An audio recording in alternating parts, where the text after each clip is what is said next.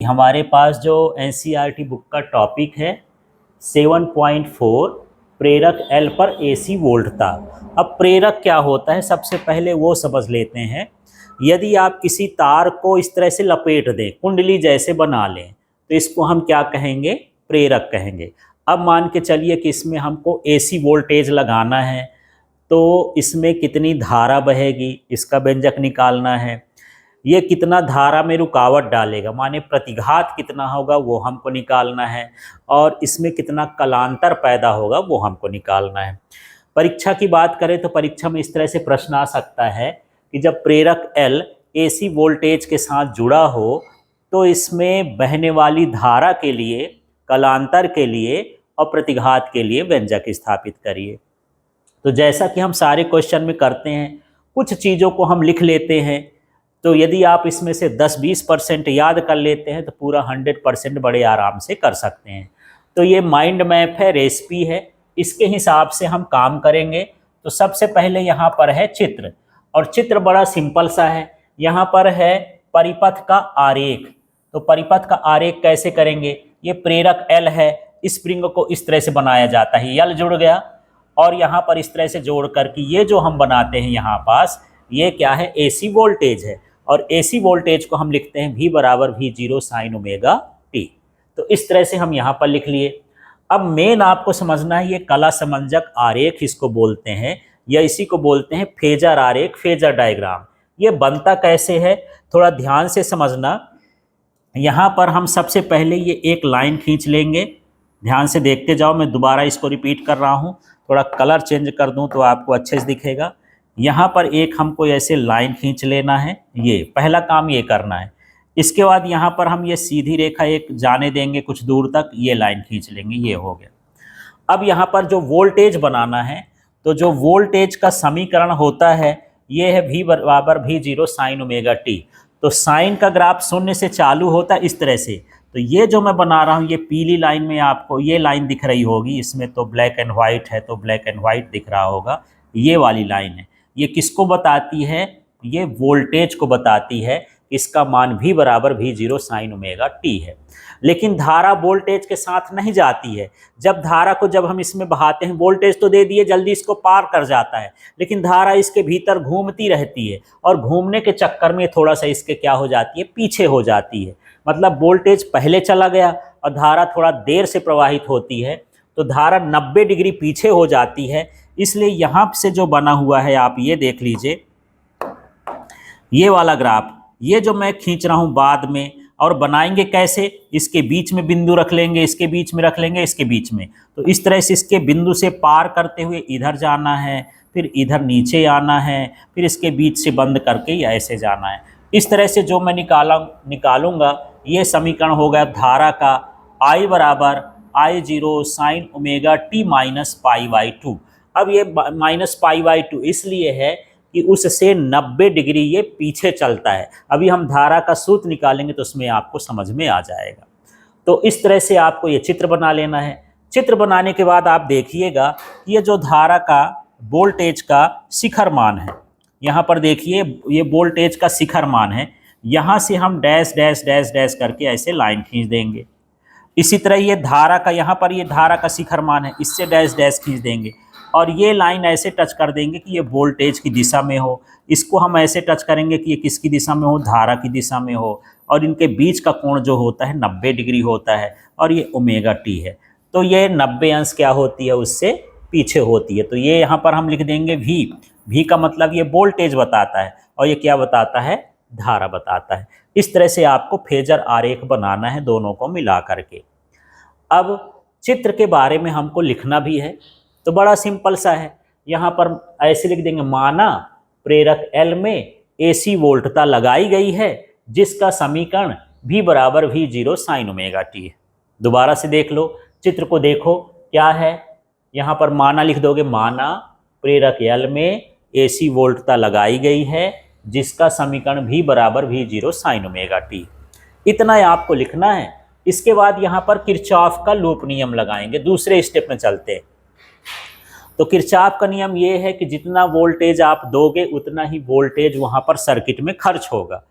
तो ये जो भी लिखा है ये दिया हुआ वोल्टेज है, और ये जो लिखा है LdI/dt ये सर्किट में खर्च होने वाला वोल्टेज है। जब प्रेरक होता है तो इस हिसाब से वोल्टेज क्या होता है, खर्च होता है, उसमें विद्युत वाहक बल प्रेरित होता है। तो V बराबर LdI/dt। तो यहाँ जगह नहीं है, नेक्स्ट पेज में मैं ले जाता हूँ और उसमें हम यहाँ पर लिखेंगे, क्या लिखेंगे, किरचॉफ के लूप नियम से। अब इसमें क्या होता है, V का मान जो होता है L और DI अपॉन क्या होता है dt। इसको आपको याद करना पड़ेगा, इसकी शुरुआत है, ये सूत्र इसमें लगाना है। इसके बाद इसमें से हमको धारा निकालना है, तो सभी का हम पक्षांतर करेंगे। तो चलो यार पक्षांतर करते हैं। तो ये क्या हो जाएगा, V के बटे में क्या आएगा L, dt का करोगे तो ये क्या हो जाएगा dt, इधर क्या बचा DI, इधर क्या बचा, फिर से देखो L को बटे में ले आएंगे, dt को इधर कर दिए, बचेगा DI, तो उधर न लिख करके हम इधर लिख देंगे, ये क्या हो गया DI हो गया। अब इसमें एक स्टेप और बढ़ाते हैं, तो DI बराबर V का मान रख देंगे। तो आप देखिए जो अभी मैं चित्र बनाया था इसमें V का मान क्या लिखा है, आप यहाँ पर देखिए V बराबर V0 sin ओमेगा t, ये V का मान है तो हम यहाँ पर V का मान रख देंगे, ये क्या हो जाएगा V0 sin ओमेगा t, और ये dt लिखा है तो dt लिख देंगे, बटे में L लिखा है तो L लिख देंगे, केवल V का मान रखना है। यहाँ बगल में लिख देंगे आप V का मान रखने पर। अब आगे के स्टेप में और बढ़ते हैं, यहाँ पर DI है, मानिए अल्प धारा है, एक घेरे में जो धारा बही वो DI हो गई, उसमें पूरी कितनी धारा बहेगी, तो जब पूरी धारा निकालेंगे तो थोड़ी थोड़ी का हमको जोड़ करना पड़ेगा। इसके लिए हम क्या करते हैं, समाकलन निकालते हैं। तो यहाँ पर हम समाकलन कर देंगे तो ये हो जाएगा I बराबर DI का समाकलन क्या होता है I, और यहाँ पर ये V0 ओमेगा L ये नीतांक है, यहाँ पर समाकलन ऐसे कर देंगे, ये हो जाएगा साइन ओमेगा t, और ये हो गया dt। तो ऊपर के और नीचे के इक्वेशन में ज़्यादा फर्क नहीं है। देखिए यहाँ DI की जगह में क्या लिख दिया हूँ I, V0 अपॉन L है तो यहाँ भी V0 अपॉन L है, कोई फर्क नहीं पड़ा, क्योंकि इसका मान नहीं बदल रहा तो इसको ऐसे ही कर देंगे। अब ये जो साइन ओमेगा टी dt है तो ये साइन ओमेगा टी dt लिख दिए और ये समाकलन का चिन्ह लगा दिए, इसी का हमको एक चक्कर में जोड़ करना है। अब आगे के स्टेप में हम बढ़ते हैं, तो यहाँ पर अब समझना ये स्टेप आपके लिए भारी हो सकता है क्योंकि आप लोगों ने तो समाकलन पढ़ा नहीं है। तो अब हम इसको कैसे करें, है ना। तो यहाँ पर समझना साइन ओमेगा टी का जो समाकलन होगा वो cos omega T upon omega होता है। एक सूत्र होता है, मैं यहाँ पर बता दूं, यदि साइन थीटा डी थीटा हो तो इसका होता है माइनस कॉस थीटा। लेकिन इस थीटा के साथ मान लीजिए कोई 6 लिखा है, 6 थीटा, यहाँ 6 थीटा आएगा और बटे में क्या हो जाएगा 6 हो जाएगा। बस इसी तरह से हमको यहाँ क्या करना है, जब हम इसका समाकलन कर देंगे तो साइन का क्या हो जाएगा माइनस और साथ में हो जाएगा कॉस ओमेगा टी है तो ओमेगा टी और बटे में हो जाएगा ओमेगा। इस तरह से ये सारा कुछ हट जाएगा, dt हट जाएगा, साइन ओमेगा टी हट जाएगा, उसकी जगह पर ये आ जाएगा। तो 12वीं के क्लास में मैथ्स में है समाकलन वगैरह, तो जो बायो के बच्चे हैं तो आप इसको रट सकते हो कि सीधे ऐसा कर लेना कि भाई साइन की जगह क्या लिख देना है कॉस ओमेगा टी और बटे में ओमेगा कर देना है। ज़्यादा समझना है तो इस सूत्र को आप देख सकते हो कि इस तरह से ये आ जाएगा। आगे के स्टेप में हम और बढ़ते हैं तो यहाँ देखिए आई बराबर, अब ये जो माइनस लिखा है इसको सामने लिख देंगे तो माइनस वी नॉट, ये ओमेगा को इधर लिख देते हैं तो ये क्या हो गया ओमेगा एल, और यहाँ पर क्या हो जाएगा, अच्छा इसको माइनस को मैं नहीं हटाता हूँ, थोड़ा सा एक स्टेप ऐसा कर देता हूँ तब आपको समझ में आ जाएगा। ये लिखता हूँ वी नॉट, ये वी नॉट लिख दिया, इसके बाद ये ओमेगा एल है तो ये हो गया ओमेगा एल। अब इस कॉस को हमको साइन में बदलना है। अब साइन में क्यों बदलना है ये भी दिमाग में आता होगा। तो यहाँ देखिए जो हमारा वोल्टेज है ये साइन में है। जब हम किसी चीज़ की तुलना करते हैं तो दोनों एक जैसे होना चाहिए, है ना। जैसे मैं अपनी तुलना छोटे बच्चों से नहीं कर सकता, अपने बराबर वालों से कर सकता हूँ, इसी तरह से साइन ओमेगा टी का हम कॉस ओमेगा टी से तुलना न करके साइन के साथ करेंगे। इसलिए उस कॉस को मुझे किस में बदलना पड़ेगा, साइन में। तो एक सूत्र था कि यहाँ पर साइन यदि 90 माइनस थीटा हो तो ये क्या होता है, कॉस थीटा। यदि मैं इसको उल्टा लिख दूं, यहां पर लिख दूं साइन थीटा माइनस 90 लिख दूं, उल्टा कर दिया ना, 90 उधर और थीटा इधर, तो क्या हो जाता है, माइनस कॉस थीटा। बस यही सूत्र हमको लगाना है कि मेरे पास माइनस कॉस थीटा है तो इस फॉर्म में मुझे लिखना है। तो चलिए लिखते हैं, यहां पर मैं लिख देता हूं, इसके हिसाब से लिख रहा हूं ना। ये क्या हो गया, साइन, तो यहां लिख दिया साइन। फिर यहां क्या है, थीटा, यहां थीटा का रोल कौन करता है, ओमेगा टी, और माइनस 90 है तो चाहे 90 लिख दें और चाहे पाई बटे 2 लिख दें। कोण में यदि हम कोण की बात करें तो पाई का मान 180 होता है और 180 का आधा कितना होगा, 90 हो जाएगा। अब यहाँ पर जो आया आई बराबर, ये नियतांक होते हैं तो इसको हम लिख देंगे क्या, आई नॉट, फिर क्या लिख देंगे, sign omega T minus pi by 2।